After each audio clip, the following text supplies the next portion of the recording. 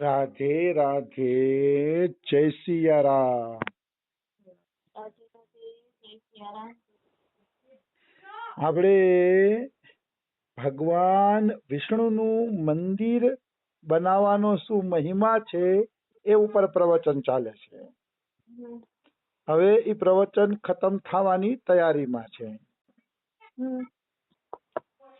તો હવે અહીંયા લખે છે કે ભગવાનના મંદિરને બનાવીને જે લોકો ભગવાનની પ્રતિમા એ મંદિરની અંદર સ્થાપના કરે છે એ સદાય ભગવાન વિષ્ણુના લોકમાં નિવાસ કરે છે. મતલબ મંદિર બનાવીને જે લોકો એમાં ભગવાનની પ્રતિમા સ્થાપિત કરે છે, મૂર્તિની સ્થાપના કરે છે, એ વ્યક્તિ ભગવાન વિષ્ણુના લોકમાં નિવાસ કરે છે. એમાં કોઈ એટલે કોઈ પણ પ્રકારની શંકા નથી. નિશ્ચિત એ લોકમાં નિવાસ કરશે, એ સત્ય છે. પછી હું કહે છે, જો લોગ श्री हरि मंदिर निर्माण कराऊंगा, मन ही मन इस प्रकार संकल्प करता है, उसका पूर्व सत जन्मार्जित पातक विनष्ट हो जाता है.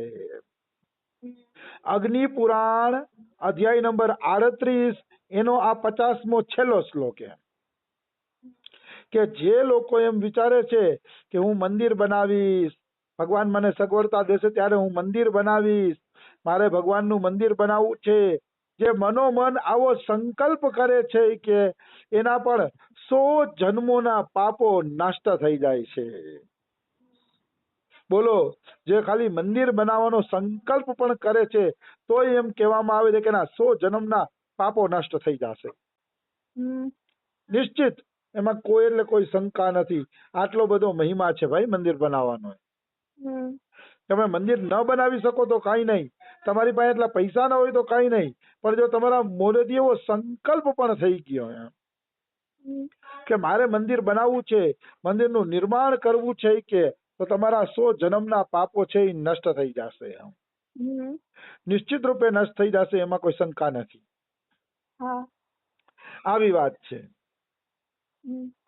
હવે આવે છે શ્રીમદ ભાગવત સ્કંદ 11 અધ્યાય 11 અને શ્લોક સંખ્યા 38 અને 39.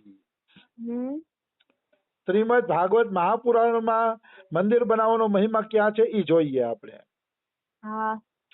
ભગવાન શ્રી કૃષ્ણ ઉદ્ધવજીને કહે છે, કારણ કે 11મો સ્કંદ છે ને એને ઉદ્ધવ ગીતા કહેવામાં આવી છે. ભગવાન શ્રી કૃષ્ણએ ઉદ્ધવજીને જે ઉપદેશ આપ્યો છે એ ઉપદેશ એની અંદર છે, એટલે એને ઉદ્ધવ ગીતા કહેવામાં આવે છે. तो एमा भगवान श्री कृष्ण हूँ कहते उद्धव जी ने, मंदिरों में मेरी मूर्तियों की स्थापना में श्रद्धा रखे. मतलब मंदिर में कोई मूर्ति ની સ્થાપના કરતું હોય તો કૃષ્ણ કે તમારે એમાં શ્રદ્ધા રાખવી કે આ સારું કામ થાય છે. તમારે એમાં ભાવ રાખવો કે આ કામ દિવ્ય થઈ રહ્યું છે. यदि यह काम अकेला न कर सके तो औरों के साथ मिलकर उद्योग करे. ઉદ્યોગ એટલે મહેનત. જો તમે એકલા મંદિરની અંદર મૂર્તિની સ્થાપના ન કરી શકતા હોય તો બીજા ભક્તોને સાથે લઈ લ્યો કે, અને બીજા ભક્તોને સાથે રાખીને તમે આ કાર્ય કરો.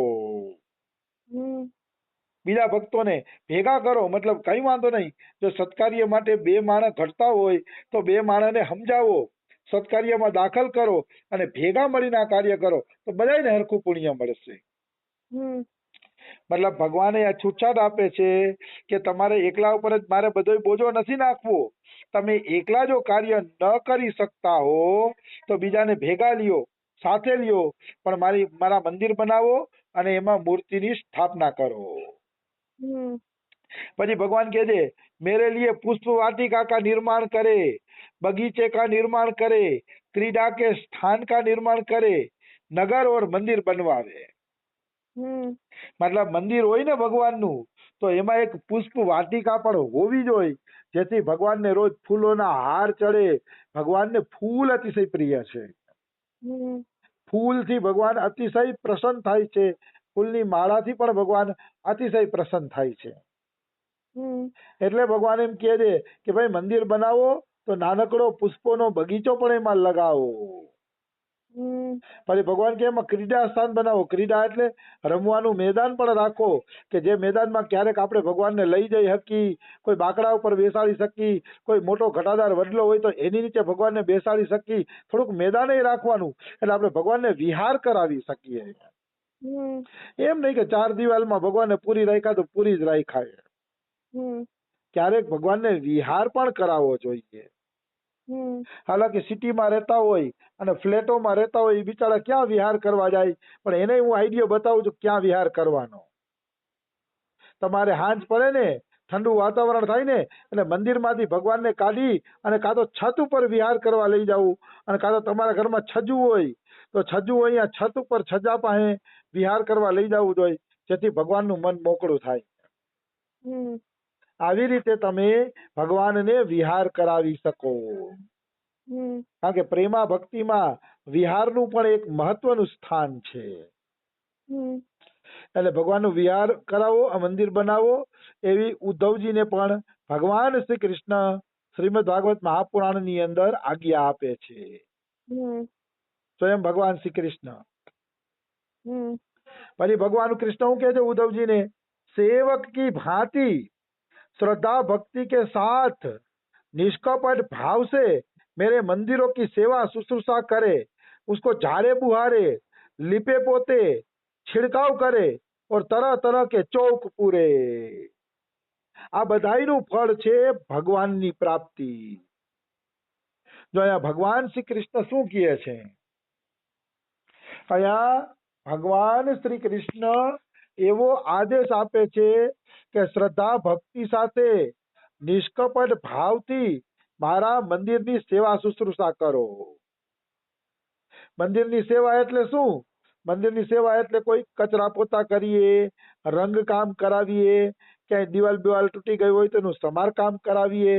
આ બધી સમારકામની સેવા છે. તો જે સમારકામની સેવા કરશે એને મંદિર બનાવવાનું પુણ્ય મળશે અને એ ભગવાનના ધામમાં જશે. જે લોકો આ સમારકામની સેવા કરે છે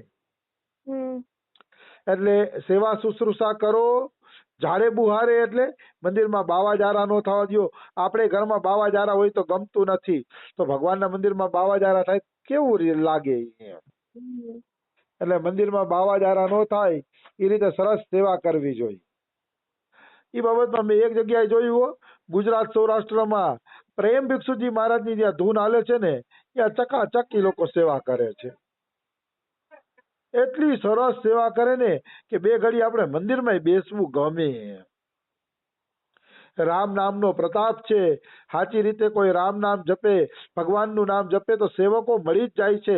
સામેથી સેવા કરી જશે અને તમારી ગાડી સરસ રીતે હાલશે. જરૂર છે ભગવાનના નામ જપ કરવાની, ભગવાનનું ભજન કરવાની.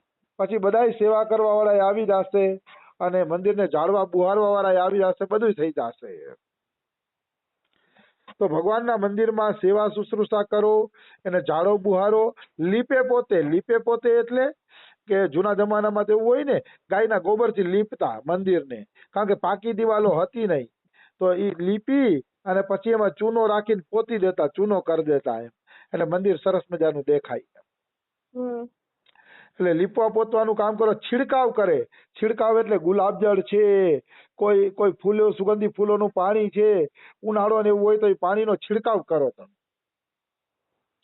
જેથી ભગવાનને સરસ રીતે સુગંધ આવે અને ભગવાન આનંદપૂર્વક એ સુગંધ લઈ શકે.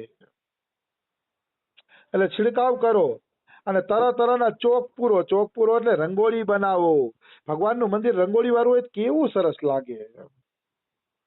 બની શકે તો ભગવાનના મંદિરમાં રોજ નાની એવી રંગોળી બનાવી જોઈએ. ભલે ને આમ ફટફટ ફટફટ કરીને ઓલા ગુલાબનું ફૂલ બનાવી નાખીએ, કમળનું ફૂલ તો ફટકરતું બની જાય. એકાદું કમળનું ફૂલ બનાવીને ભગવાનના મંદિરમાં રંગોળી કરવી જોઈએ, કેટલી સરસ લાગે. જ્યારે પ્રેમાનંદ મહારાજ રસ્તા ઉપર હાલતા હાલતા નીકળે છે ત્યારે ઓલા લોકો જે રંગોળી કરતા હોય ને ફૂલનું, એ જોઈને એમ થાય કે ઓહ, આવી રંગોળી ભગવાનના મંદિરોમાં થતી હોય કેવું સારું. ભગવાનના મંદિરમાં પણ એવી રંગોળી કરવી જોઈએ જેથી મંદિરની શોભા વધે અને સુંદરતા વધે અને ભગવાન પણ પ્રસન્ન થઈ જાય. એટલે આ રીતે મંદિરમાં રંગોળીને એવું કામ પણ કરવું જોઈએ એનાથી ભગવાન છે એ અતિશય પ્રસન્ન થાય છે.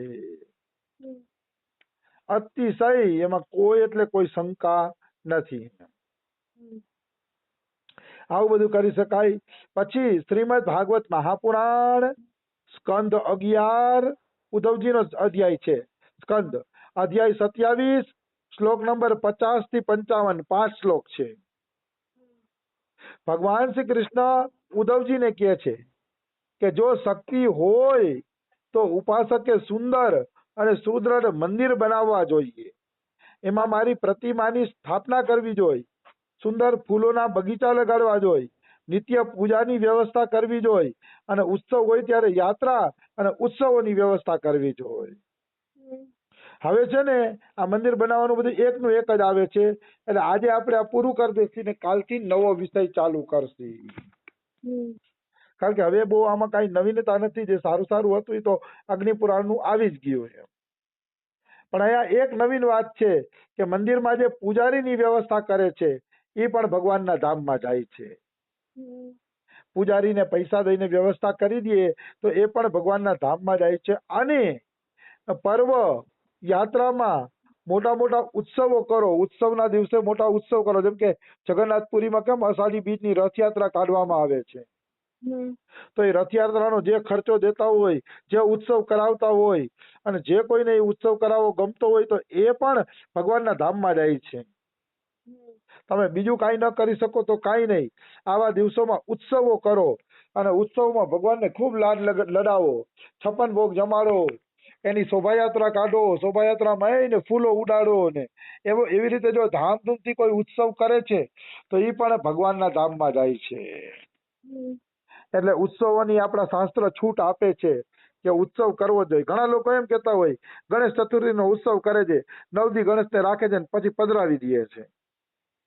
પણ આવું કઈ બોલવું જ ન જોઈએ. ગમે એ બાને ભગવાનનો ઉત્સવ તો કરે છે ને. 2 ગણપતિના નામ તો લેશે ને. એક વખત ગણપતિનું નામ લે ને તો એ ઉત્સવનો બધો ખર્ચો વસૂલ છે.